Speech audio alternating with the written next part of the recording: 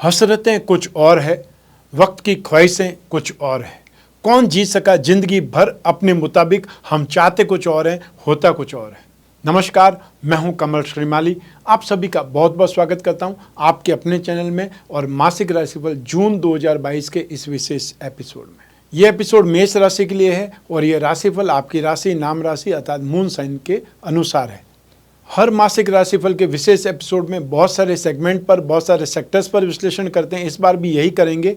इस एपिसोड में सबसे पहले आपकी इनकम और इन्वेस्टमेंट पर, फिर आपके पारिवारिक सुख पर, शिक्षा और संतान सुख पर, उसके बाद में आपका स्वास्थ्य और आपके शत्रुओं के बारे में, दाम्पत्य सुख, गृह सुख और साथ ही साथ उन लोगों के बारे में भी जिनकी कोई गहरी फ्रेंडशिप चल रही है, और फिर विशेष रूप से विश्लेषण करेंगे आपके जॉब, प्रोफेशन, कैरियर या बिजनेस के बारे में।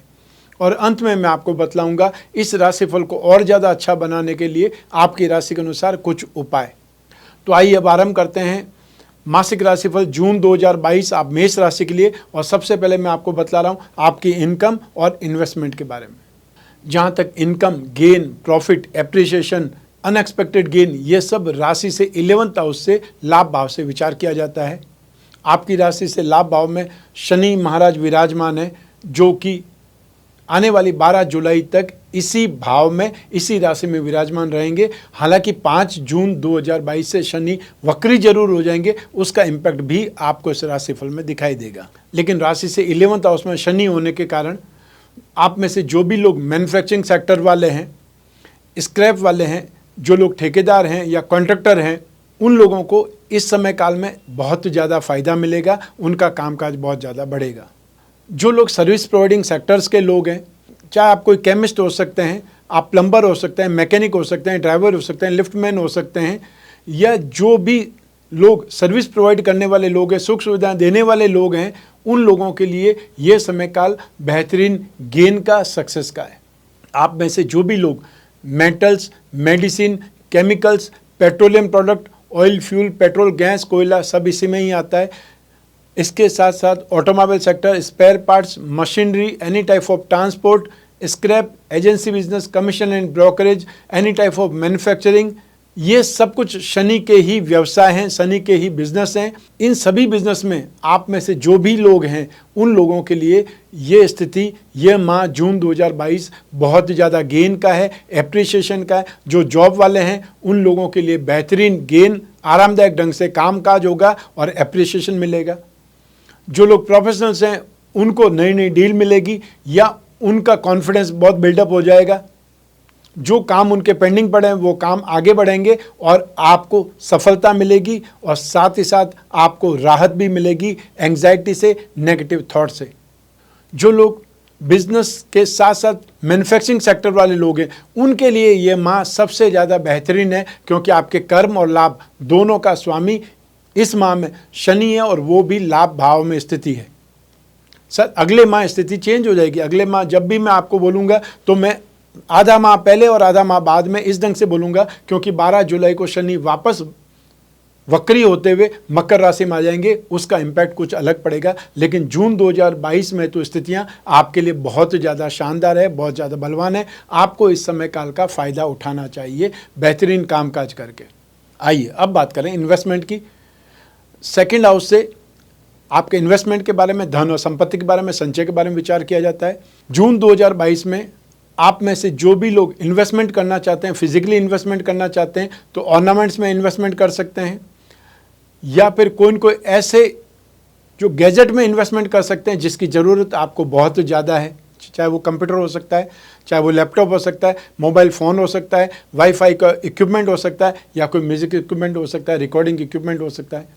जो लोग स्क्रिप्ट के थ्रू इन्वेस्टमेंट करना चाहते हैं, उन लोगों को कोई भी ऐसी कंपनी में जो कॉस्मेटिक्स से संबंधित कामकाज करती है, जो एमएनसी से संबंधित कंपनी है, इंपोर्ट एक्सपोर्ट से संबंधित कोई कंपनी है, या फिर वो कंपनी जो James and jewellery, artificial jewellery, exhibitions वगैरह इन सभी चीज़ को रिप्रेजेंट करती है, उन कंपनियों में इन्वेस्टमेंट करना आपके लिए बेहतरीन होगा। जो भी गोल्ड का काम, जेम्स एंड ज्वेलरी का काम करते हों, तो आपको ध्यान है ऐसी बहुत सी कंपनियां हैं जो बहुत अच्छे ढंग से काम कर रही है, तो आपको उन स्क्रिप्ट में इन्वेस्टमेंट करना शुभ रहेगा।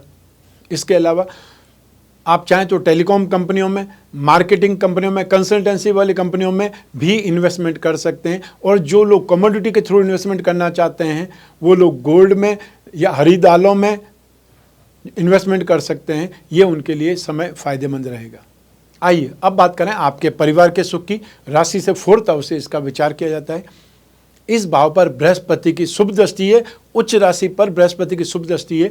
इस स्थिति के कारण आप अपने पारिवारिक सुख में इंप्रूवमेंट पाएंगे, वृद्धि पाएंगे। जो रिश्ते बहुत खराब हो चुके थे उन रिश्तों में वापस एक प्रकार से मधुरता आएगी।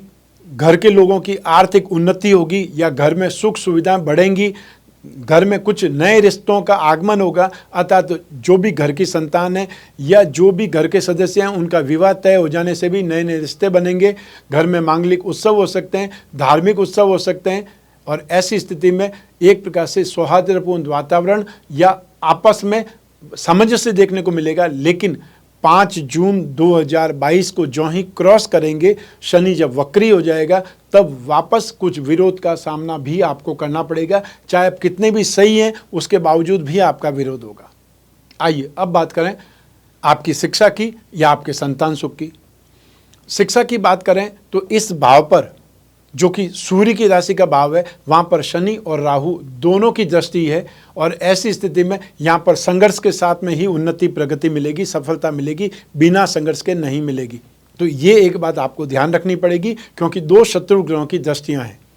ऐसी स्थिति में आप में से जो भी लोग टेक्निकल स्टूडेंट्स हैं या टेक्निकल ढंग से अपने आप को अपग्रेड कर रहे हैं, उनके लिए फिर भी कुछ संघर्ष के साथ में आपको आगे बढ़ने के मौके मिलेंगे या आपको सफलता मिलेगी, लेकिन बहुत ज़्यादा मेहनत के बाद में।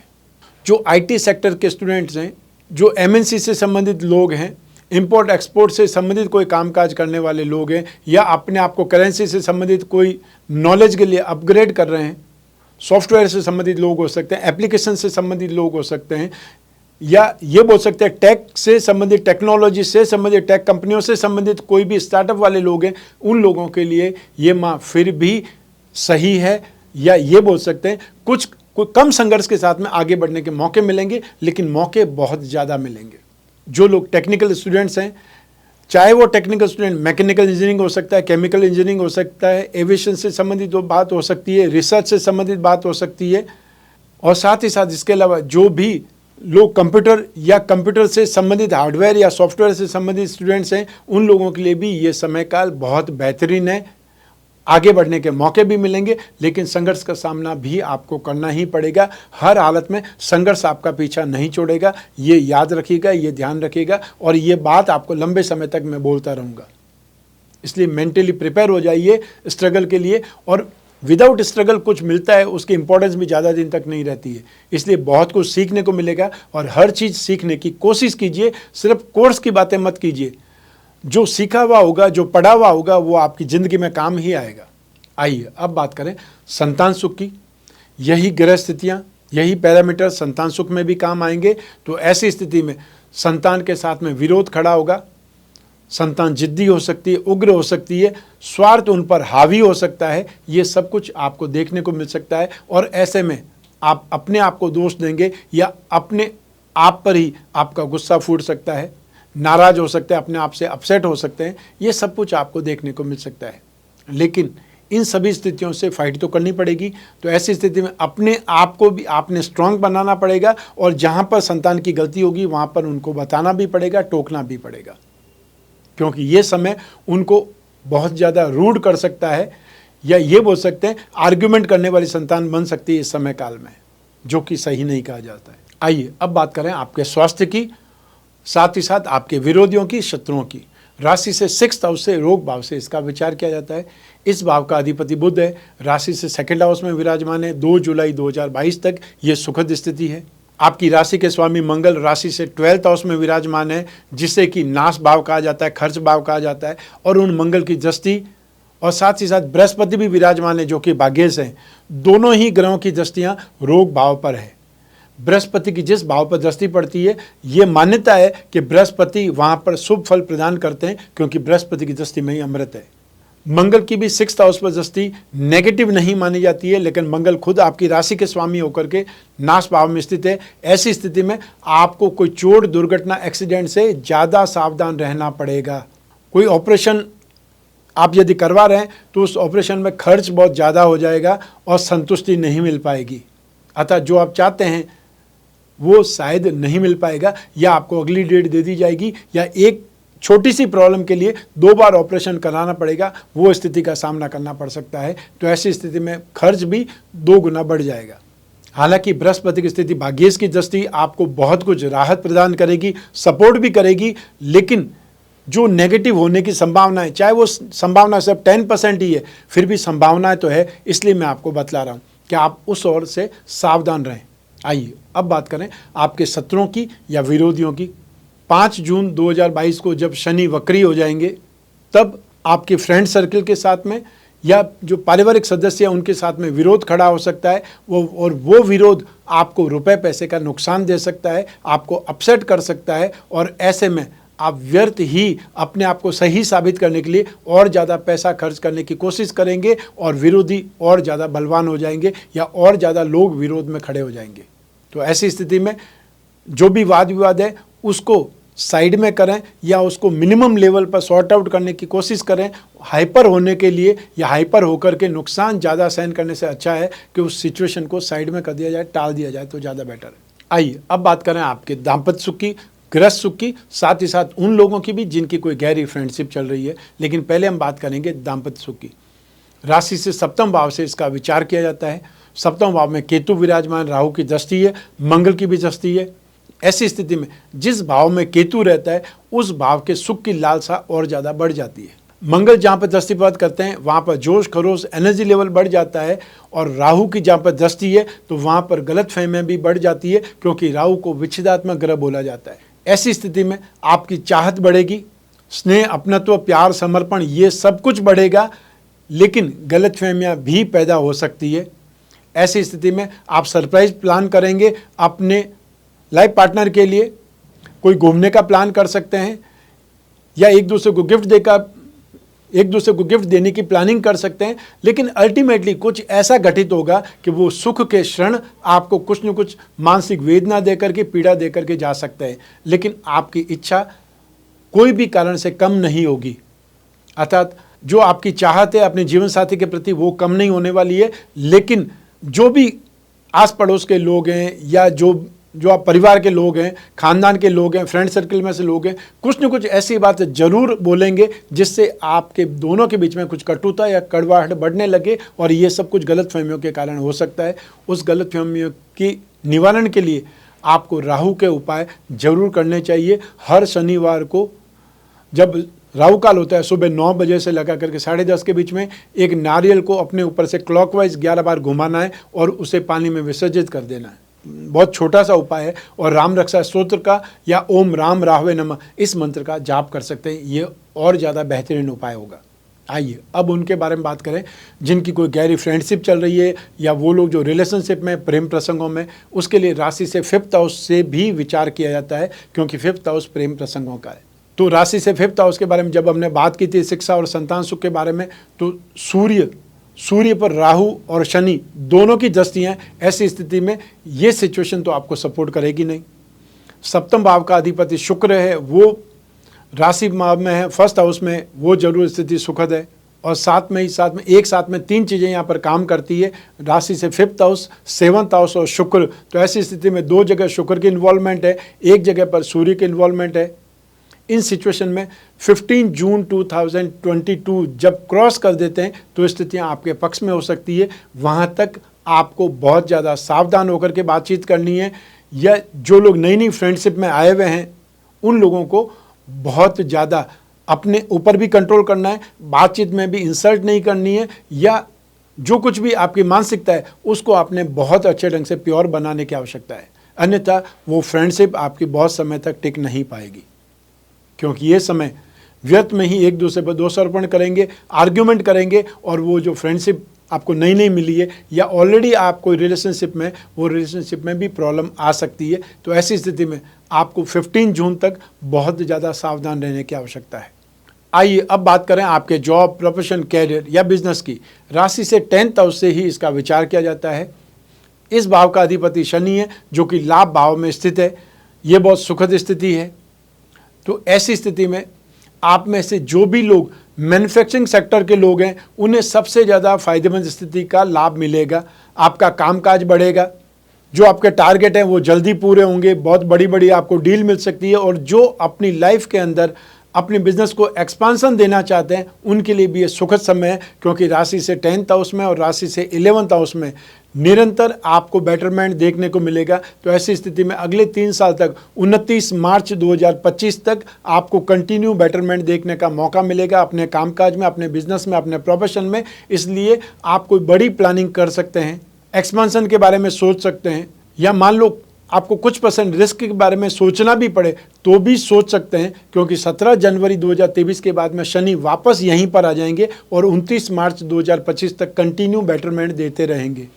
तो ऐसी स्थिति में आप प्लानिंग कर सकते हैं, उस प्लानिंग को आप पंख दे सकते हैं या उस प्लानिंग को पांव दे सकते हैं, जिससे वो काम आगे बढ़े। और ये समय काल आपके लिए बहुत ही ज़्यादा सुखद है। जिन लोगों के पास में जॉब नहीं है, वो जॉब के लिए ट्राई कर रहे हैं, उन लोगों के लिए ये माह अच्छा है, सुखद है, क्योंकि आप जो भी इंटरव्यू देंगे, जो भी एग्ज़ाम देंगे, जिससे भी बात करने जाएंगे, वहाँ पर आपको एक प्रकार से सपोर्टिव एटीट्यूड आपको मिलेगा, अर्थात एश्योरेंस आपको मिलेगा। और संभव है आपको बहुत जल्द अपॉइंटमेंट लेटर भी मिल जाए। इसलिए ये माह आपके जॉब के हिसाब से खाली नहीं रहने वाला है। और जो लोग जॉब के बारे में कम सोचते हैं और अपने खुद के काम के बारे में ज़्यादा सोचते हैं, उन लोगों को कोई न कोई स्टार्टअप के बारे में सोचना चाहिए। और सिर्फ सोचने से कुछ नहीं होगा, एक पेपर पर प्लानिंग लिखें, आपको क्या क्या ऑप्शन सामने है, फिर उसके बाद में अपने परिवार वालों के साथ, जो फ्रेंड्स लोग हैं उनके साथ में, और समटाइम्स आपको कोई प्रोफेशनल से भी सलाह लेनी चाहिए, क्योंकि वो अनुभव या एक्सपर्ट है अनुभव के बारे में, वो लोग आपको सही राय दे सकते हैं, सही सजेशन दे सकते हैं। जो लोग प्रोफेशनल्स हैं उनके लिए ये समय काल बहुत बेहतरीन है। आपका नेम फेम के योग बनेंगे, आपको कामकाज के ज़्यादा मौके मिलेंगे, ज़्यादा बड़ी डील या अपने आप को और ज़्यादा डेवलप करने के मौके मिलेंगे। तो ये स्थितियाँ आपके लिए बहुत ज़्यादा सुखद है। ये माह जून 2022 आपके कामकाज के हिसाब से बहुत शानदार है। Metals, medicine, chemicals, petroleum product, oil fuel, petrol gas, कोयला, service providing industries, automobile sector, spare parts, any type of transport, scrap, manufacturing industries या agency business, commission and brokerage, leather, इन सभी से काम करने वाले लोग, जो कॉन्ट्रैक्टर हैं, उन सभी लोगों के लिए ये माह काफ़ी ज़्यादा शानदार है, काफ़ी ज़्यादा बेटर है। आपको अपने आप को और ज़्यादा बेटरमेंट के लिए आगे लाना चाहिए। सिर्फ सोचते ही मत रहिए, कुछ न कुछ काम करने की और आगे बढ़िए या सामने आइए, मार्केट में आइए। आइए अब बात करें मासिक राशिफल जून 2022 के उपायों के बारे में। सबसे पहले यहाँ पर भाग्य का अधिपति बृहस्पति है और साथ ही साथ 12th हाउस के लॉर्ड भी बृहस्पति है। बृहस्पति को राशि से 12th हाउस में अच्छा नहीं माना जाएगा। ऐसी स्थिति में आपको बृहस्पति के उपाय करने चाहिए। बृहस्पति के उपाय में आपको नित्य विष्णु प्रतिमा पर अभिषेक करना है, चाहे पानी में 2 बूंद इत्र की डाल करके या दूध में केसर मिला करके, जो सामर्थ्य है, जैसा अवेलेबिलिटी हो सकती है उस ढंग से अभिषेक करें। ओम नमो भगवते वासुदेवाय इस मंत्र का जाप करते हुए हर गुरुवार को अर्थात थर्सडे को आपको पीली वस्तुओं का, पीले फलों का दान करना शुभ रहेगा। सेकंड नंबर पे उपाय आएंगे आपको मंगल के। आपकी राशि के अधिपति मंगल है, जो कि राशि से 12th हाउस में है, एक्सपेंसेस भाव में, खर्च भाव में या नाश भाव में। ऐसी स्थिति में 26 जून तक आपको मंगल के उपाय करने चाहिए। मंगल के उपाय में नित्य हनुमान चालीसा या बजरंग बाण का पाठ, आसपास कोई हनुमान मंदिर है तो वहाँ पर हर मंगलवार को सिंदूर का चोला चढ़ाएं।